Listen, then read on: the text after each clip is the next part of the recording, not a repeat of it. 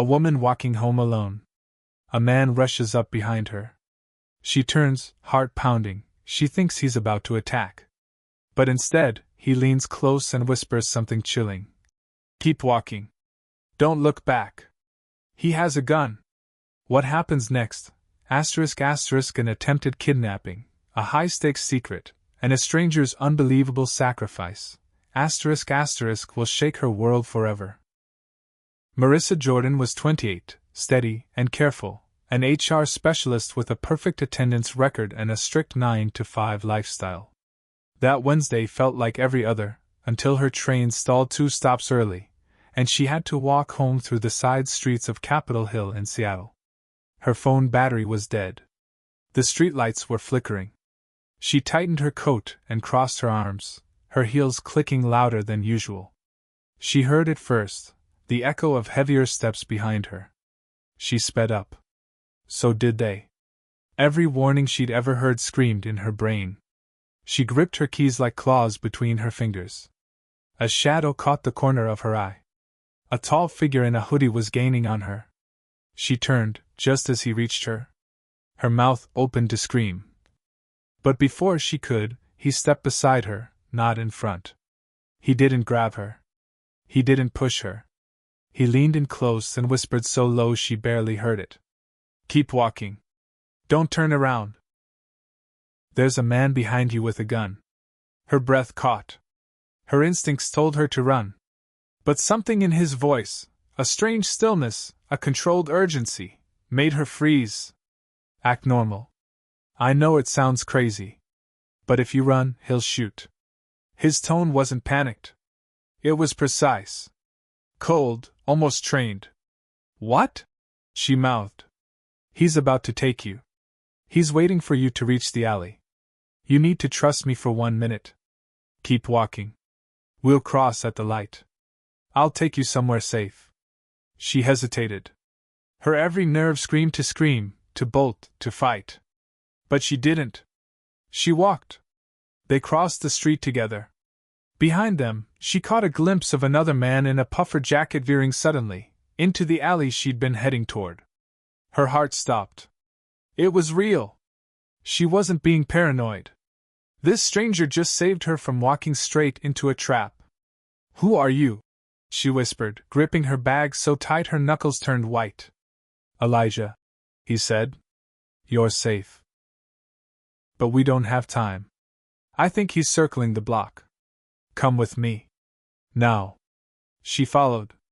They turned off the street, into a small bar that hadn't yet opened for the night. He knocked 3 times, sharp and fast, and a bartender opened the side door without a word. What the hell, Cross? The man said. Another one? She was marked. Elijah replied. Check the alley cameras. Inside, Marissa clutched her chest, trying to understand what was happening. Who are you people? I'm not police, Elijah said calmly. And you're not crazy. What you just saw, that man, he's part of a 2-man snatch crew that's been active in this area for weeks. You were a target. Why me? She said, her voice cracking. They look for patterns, Elijah said. Women who walk alone. Same routes. Same times. You've been watched. Marissa's knees buckled. The bartender brought her water. She didn't drink it. You're telling me I was about to be kidnapped? Yes, Elijah said without flinching. But not tonight. Marissa didn't sleep that night. The next morning, she called out of work and sat on her couch, staring at the wall. Was she being paranoid? Was Elijah real? Then came the knock.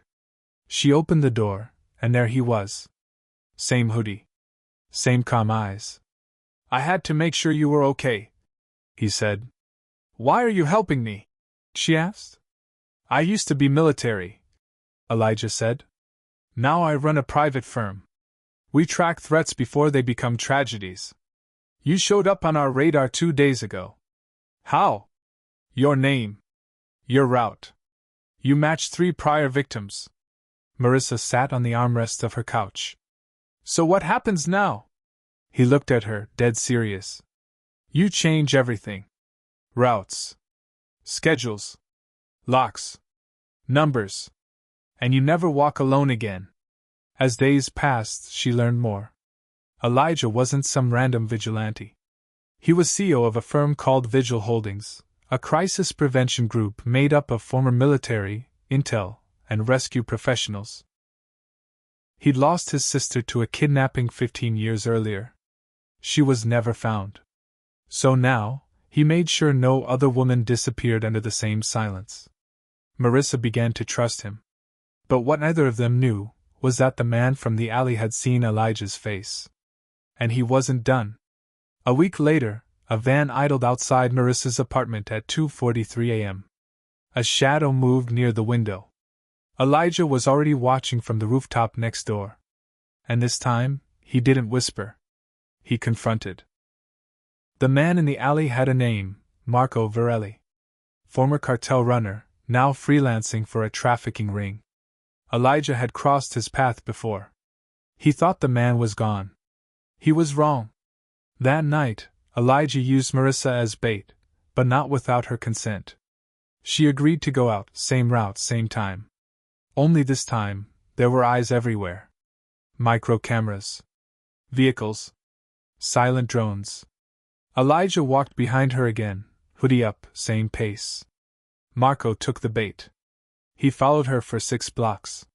Right before the alley, Elijah broke cover, tackling Marco so hard his skull cracked the pavement. Marco pulled a blade. Elijah didn't flinch.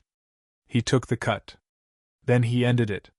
By the time police arrived, Marco was cuffed, bleeding, and screaming. Marissa watched from behind the cordon, shaking, crying, but alive.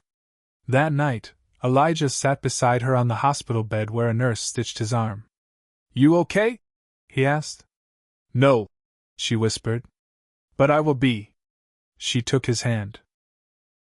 "I thought you were attacking me that first night." "I know," he smiled. "I would have thought the same. But instead you saved me." He didn't answer. Because in his mind, he was still chasing a sister he never got to save. Weeks later, Marissa started working for Vigil Holdings. Not in HR. In victim support. She became the voice on the line telling other women, "You're not crazy. You're not alone."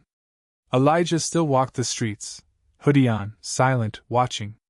And sometimes, when it mattered most, he whispered, "Keep walking.